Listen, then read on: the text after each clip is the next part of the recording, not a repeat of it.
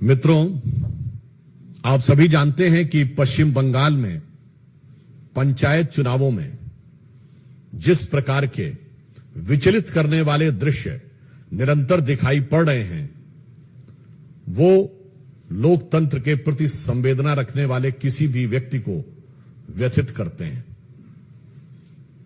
हिंसा का जो तांडव दिखाई पड़ रहा है, ये कष्टकारक है, दुखद है और मन में आक्रोश भरने वाला है। बंगाल की वह भूमि जहां कभी रविंद्र संगीत सुनाई पड़ता था, आज बम के धमाके सुनाई पड़ते हैं। भद्रलोक के विमर्श के लिए विख्यात वह भूमि आज हिंसा का तांडव देख रही है।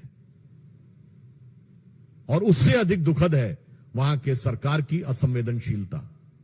भारतीय जनता पार्टी के कार्यकर्ताओं पर जिस प्रकार के हिंसक और प्राणघातक हमले हो रहे हैं, 25 से 30 ऐसी घटनाओं की तो हम लोगों के पास सूची है जिसमें गंभीर रूप से हमारे कार्यकर्ता घायल हुए हैं और उनके ऊपर प्राणघातक हमले हुए हैं।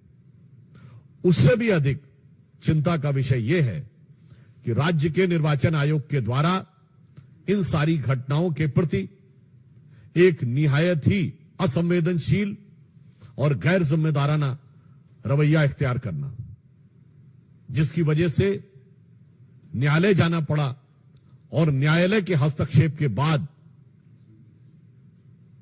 स्थितियों पर नियंत्रण लगाने का प्रयास किया गया। पश्चिम बंगाल की सरकार, पश्चिम बंगाल की पुलिस जिस प्रकार से बर्ताव कर रही है, यह देश के लोकतांत्रिक और चुनावी इतिहास में एक बहुत काला अध्याय है। एक फैक्ट आपके सामने रखना चाहता हूं कि अंतिम दिन तृणमूल कांग्रेस के 40,000 से अधिक लोगों ने नामांकन किया और पश्चिम बंगाल में 341 ब्लॉक हैं। 4 घंटे के अंदर यदि 40,000 से अधिक लोग नामांकन करते हैं केवल 341 ब्लॉक में, और इसमें तो अन्य भी दलों के लोगों ने नामांकन किया है अंतिम दिन, ऐसा तो नहीं है कि सिर्फ तृणमूल कांग्रेस ने किया है, लेफ्ट ने भी किया है, कांग्रेस ने भी किया है, हमने भी किया है। यानी औसतन एक व्यक्ति के नामांकन का समय 2 मिनट के आसपास आता है। अब व्यवहारिक दृष्टि से समझा जा सकता है कि सरकार और राज्य की चुनाव आयोग के दिशा निर्देश में काम कर रही चुनावी मशीनरी कितनी ईमानदारी से काम कर रही है। यदि एक नामांकन पत्र को सरसरी नजर से भी देखना हो कि उसके अंदर कोई गलती नहीं है, तो वो 2 मिनट में नहीं देखा जा सकता। 5, 7, 8 मिनट तो आपको देखने में लगते हैं। इसके बावजूद इस गति से हुए नामांकन ये दर्शाते हैं कि सरकार किस प्रकार से व्यवस्था को हाथ में लिए है। और मैं पूछना चाहता हूं, जो लोग कहते थे कि democracy is almost finished in India, तो I want to ask them a categorical question that the level of violence which is been witness in West Bengal, the democracy is flourishing और इट इज वैनिशिंग।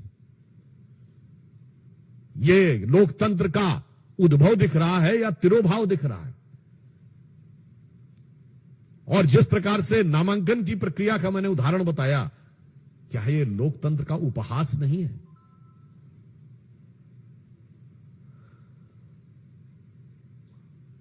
राज्यपाल महोदय भी, आप सभी को ध्यान होगा कि हिंसा की जिस प्रकार निरंतर सूचनाएं आ रही हैं और राज्य सरकार की निष्क्रियता, असंवेदनशीलता जो ममता बनर्जी जी के संरक्षण में चल रही है, उस कारण से राज्यपाल ने भी जाकर आज कई जगह हिंसा प्रभावित क्षेत्रों का दौरा भी किया है।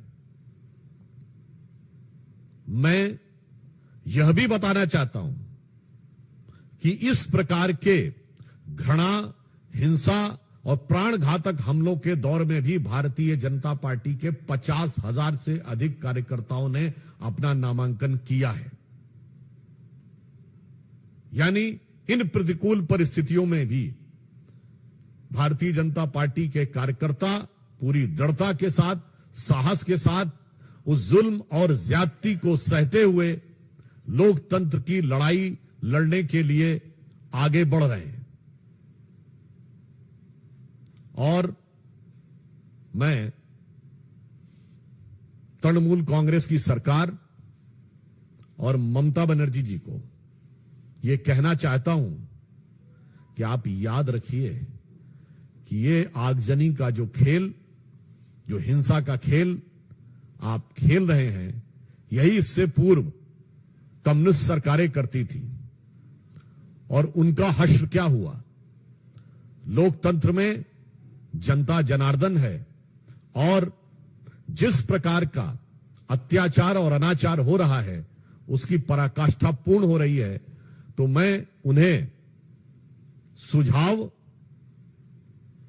और आगाह करते हुए यह कहना चाहूंगा कि जो अटल जी की कविता की पंक्ति थी कि चिनगारी का खेल बुरा होता है, चिनगारी का खेल बुरा होता है, औरों के घर में आग लगाने का सपना अपने घर में ही अक्सर खरा होता है।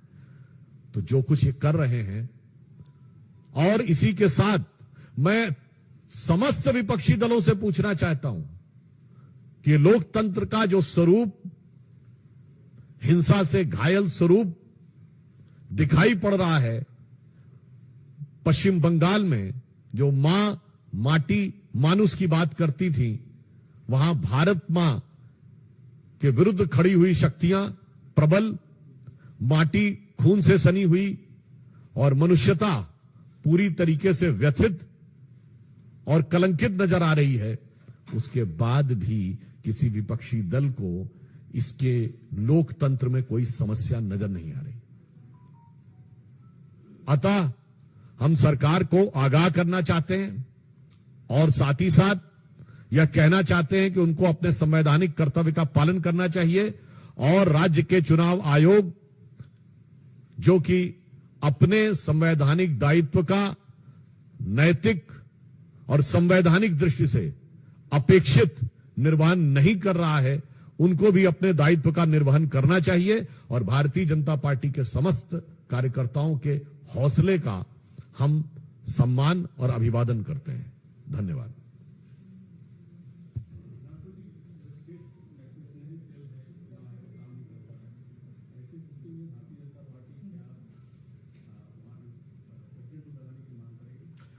देखिए, चुनाव की प्रक्रिया चल रही है और आप सभी को विदित है कि चुनाव की प्रक्रिया के समय चुनाव आयोग के ही निर्णय सर्वोपरि होते हैं। इसीलिए मैंने चुनाव आयोग यानी राज्य के चुनाव आयोग को से यह अपेक्षा की है कि वो अपने संवैधानिक दायित्व का नैतिकता के साथ पालन करें।